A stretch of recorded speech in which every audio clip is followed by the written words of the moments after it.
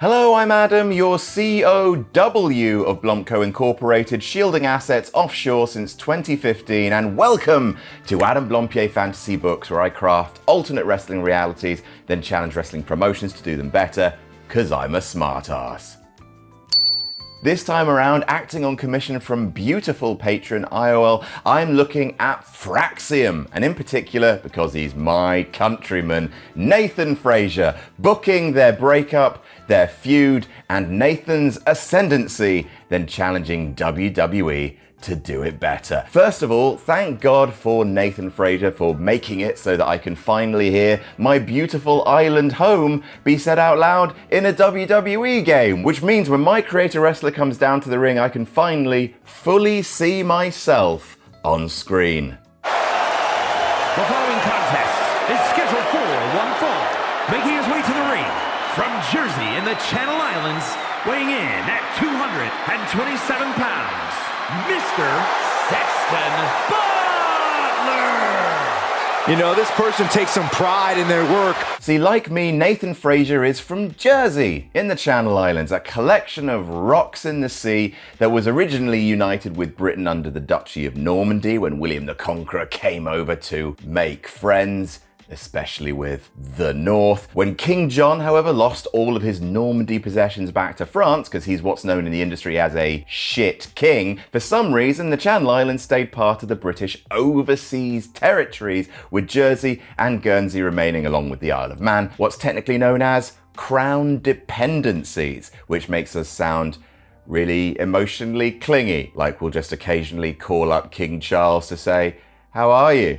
What are you up to? Where are you? Who are you with? Who's that I can hear in the background?" See, each of the islands has its own character. You've got Jersey, the biggest one, which is famous for its beautiful cows, Jersey Royal potatoes, Jersey tomatoes, and occasionally helping multi-millionaires conceal much of their taxable wealth. Then you've got Guernsey, which is pretty much the same, but smaller and not as good, and they like to fuck their own dogs. And you've got Alderney, where the native language is tractor, and sure, there are other Channel Islands in there, like Sark, but who gives a shit about Sark? And before you're worried, oh Adam, won't that offend people from Sark? I mean, maybe, but they do YouTube by post, so they're not going to find out for years, and you have to have sentience to be offended, and people who live on Sark are basically moss. Nathan Frazer is from Jersey, and from what I can gather, his home parish is Grooville, which is easily a top 5 parish. Real ones, no. Not quite a Saint Brelard, but keep dreaming, kid, you'll get there. And before making it in WWE, he was a bit of a sports wunderkind at football, proper football for my American viewers, repping the island in the Junior Marathi, which is the under-18s version of the Marathi, the annual football game between Jersey and Guernsey. Technically, the Marathi is a tournament also featuring Alderney, but they haven't made the finals since literally before World War II. So it's more like Guernsey bringing their little brother on a day out and everyone else going, "Oh yeah, you're here too, aren't you, little buddy? My little petit fleur? All right, my love?" That's an actual Jersey accent, I'm not kidding. "You're right, my darling. You want some bean crocker? Welcome to Saint Brelard." I'm not joking, that's what the old accent is. Fucking Clown Island. At 16, Frazer started to train in CIWW, Channel Island World Wrestling, under a mask and with the name CJ Storm. I've never actually been to a CIWW show. I moved away from the island before it formed, but from what I can gather, it looks like a super fun, tongue-in-cheek Chikara-style promotion. I don't think they've run a show in over a year, but their current world champion is a wrestler called Jersey Dragon. They have a wrestler called Default, who is somehow their United States champion. And also this guy is called Todd Hot Dog, and I find that all intensely fucking charming. Look it up. You should.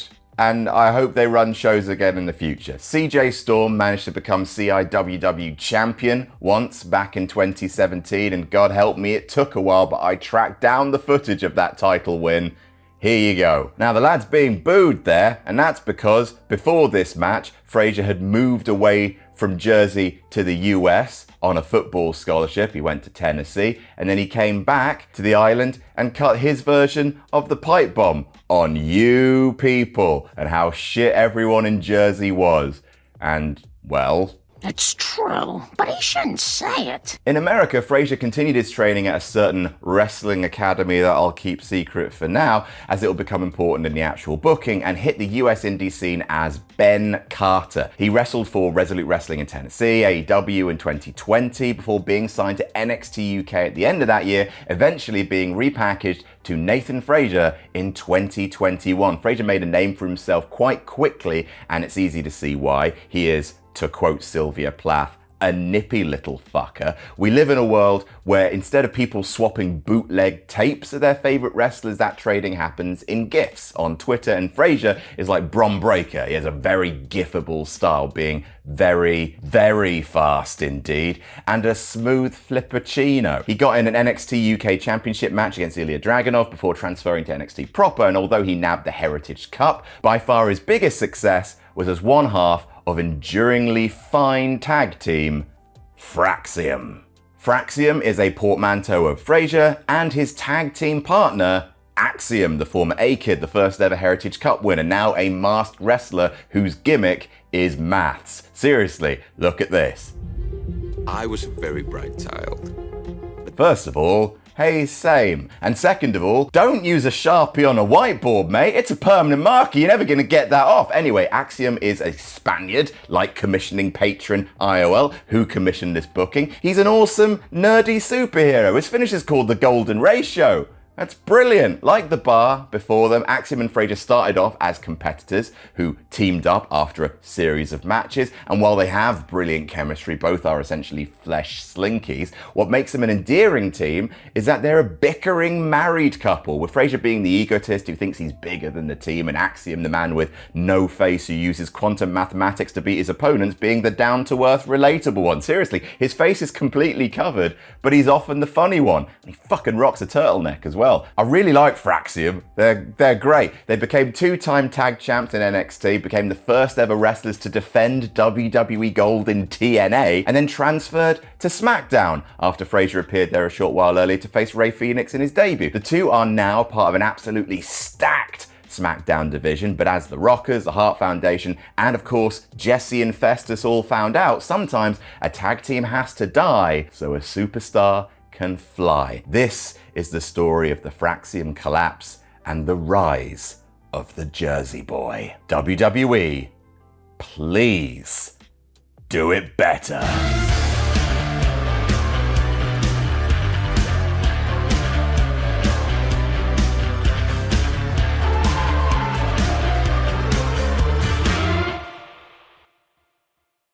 Couple of things straight off the jump. Whichever way this feud goes, I don't see one of these guys as the Marty Jannetty of the group, as in the guy destined to get left behind and then later really weirdly sort of confess to a murder on social media. That's a thing. That's a really weird thing. Anyway, these guys are both great. I just think that Axiom's already close to being a finished product. His mask is really cool and memorable. I love his little slow-mo shimmer effect in his entrance that makes it look like he's the CW Flash or a Power Ranger. But it's not a case of gimmick masking a lack of in-ring substance. The man can go. This feud will also absolutely not feature Axiom losing his mask, as that would be dreadful. WWE have learned from Rey Mysterio, and the only maths they'll be doing is how much money they can make from selling Axiom masks, whilst also really hoping that no one uses them to commit crimes. I think the way this story works is you continue to work with the elements at play, then add a new one for the tension, a final one for the breakup, because so far, the fundamental core of Fraxium really works. Axiom's frustrated that Frazer keeps wanting to go after singles gold. They constantly miscommunicate, but even as they kick each other in the face by accident, they're still so good as a team that they make it work. Right now, the SmackDown tag roster is stacked. You got Pretty Deadly, DIY, Street Profits, Motor City Machine Guns, Fraxium, Los Garza, and Melo Dope Miz, with the Wyatt Six in and amongst everyone causing chaos. In fact, for the next year, maybe up until WrestleMania, WWE can maybe break up a few of these teams. The Wyatts can be a poison pill similar to Karrion Kross, turning teammates on each other, freeing up some guys for singles pushes. Specifically, I'm thinking Melo and Miz split. That should happen. And after nearly 10 years together, the Street Profits also break up. Montez Ford singles push, baby! So we're heading into WrestleMania 42. At this point, Melo and Miz already broke up. They feuded with each other, freeing up Carmelo Hayes to dethrone Jacob Fatu at WrestleMania. Grayson Waller and Austin Theory also turned on each other. Commentators treat the Wyatts like an infection, but Bo is very clear on this fact. This division has no room for hypocrisy. We're just here to test you. If you're truly loyal, if you're truly family, then you'll survive. But if there's a crack, if there's a hint of weakness, you'll tear yourself apart and you'll deserve it. In response to the Wyatts destroying the division, I would like to see a genuine alliance form between the top 3 teams currently in the division. Street Profits, Motor City Machine Guns, and DIY, sort of a gang warfare deal. Pretty Deadly and Fraxium, in the meantime, can have a really fun undercard feud with Pretty Deadly trying to woo Nathan Frazer away to be their third because he's long-haired and gorgeous, like we all are in Jersey.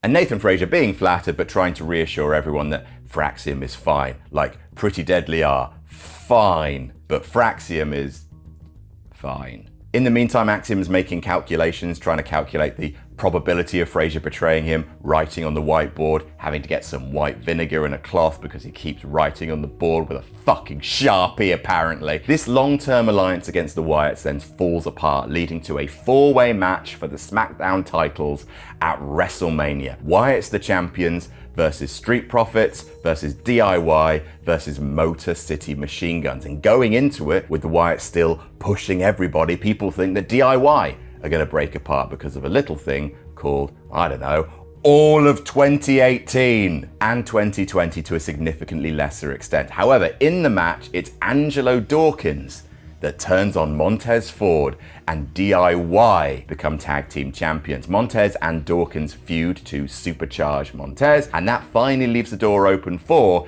DIY versus Fraxium, the 2026 tag feud of the summer. And the big hook of this months-long feud is simple. It's 2 teams in a race to see who can turn on each other the hardest. For almost 3 years, Fraxium have been one burnt dinner away from someone's clothes waiting to exhale, and DIY are the couple who had such a horrible breakup and then got back together that hanging out with them is like hanging out with an unexploded bomb.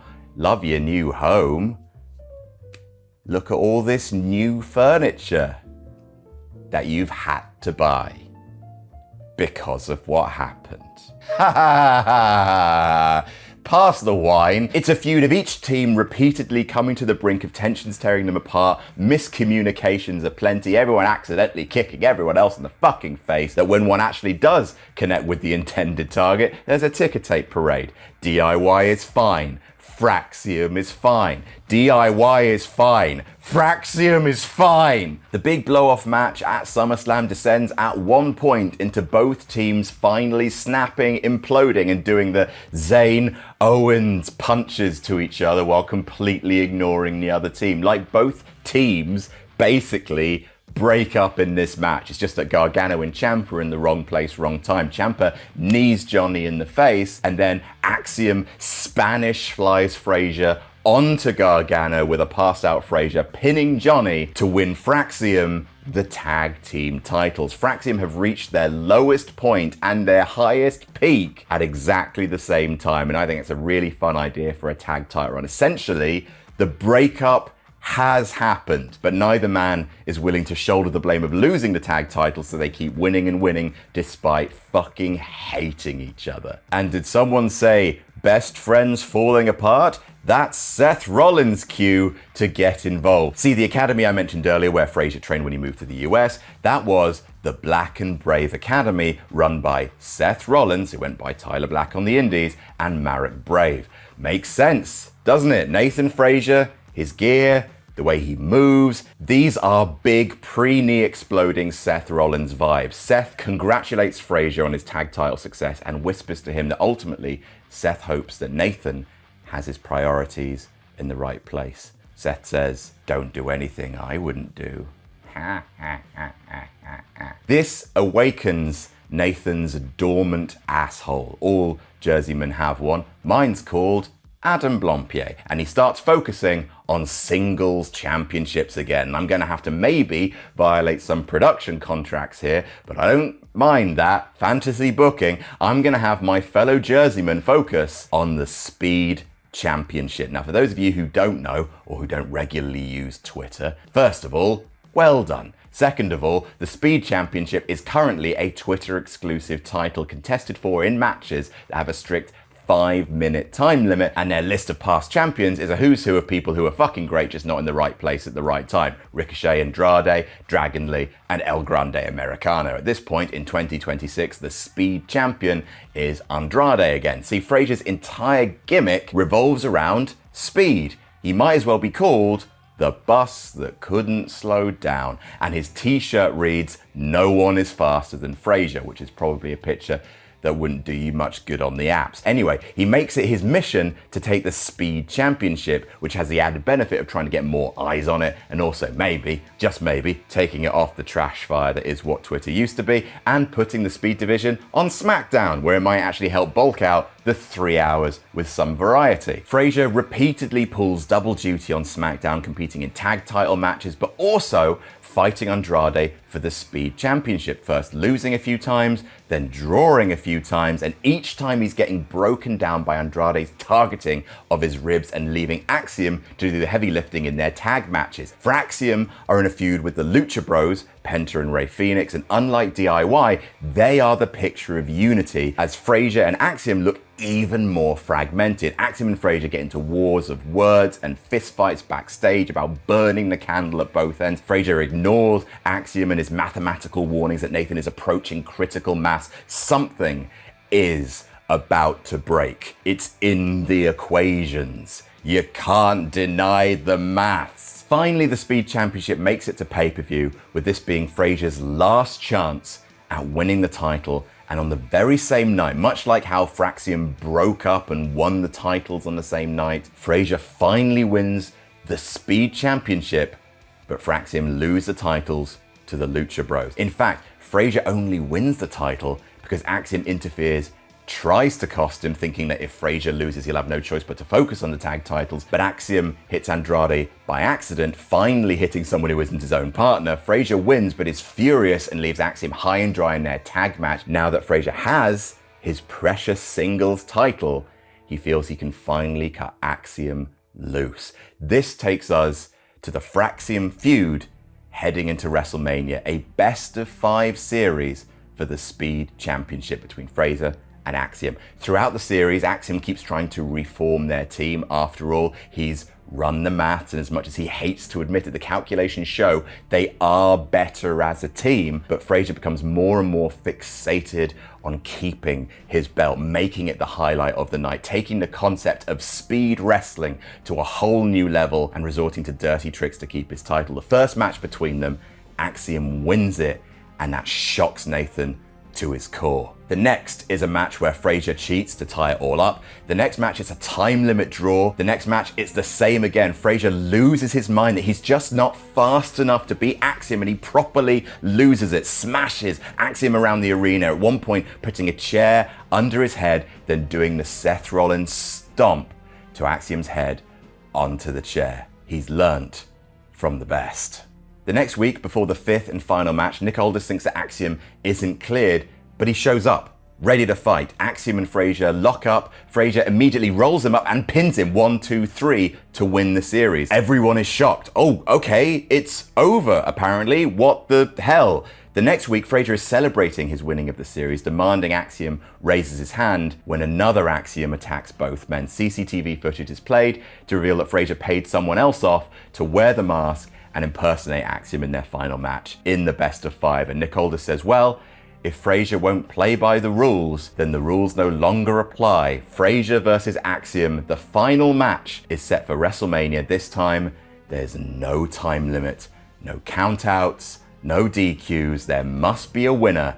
And it's at WrestleMania that Seth Rollins helps Nathan Frazer win after a long and violent war between the two former tag champions. That's the change that takes Frazer to the next level. He becomes the official student to Seth Rollins' sensei, as Rollins tries to mold a mini visionary in Nathan Frazer. Rollins sees the end of his career coming in the distance and he wants to create a proper acolyte, long-time pairing. He raises Nathan Frazer's stock considerably, hopefully to a point where there's a big match between Rollins and Frazer, but that's sometime in the future. In the meantime, Frazer has found a new calling, and Fraxium is unfortunately no longer fine. This frees Axiom up to feud with whomsoever he likes, and even though it seems like he's coming up short in this feud, he's great, and I think there's massive upsides for both men on either side of this tag team. And that is how I would book Fraxium's collapse and the rise of the Jersey Boy. What do you think? Let me know in the comments. Thanks once again to IOL for the commission over at my Patreon, patreon.com/Adam Blampier. And until next time, get back to work.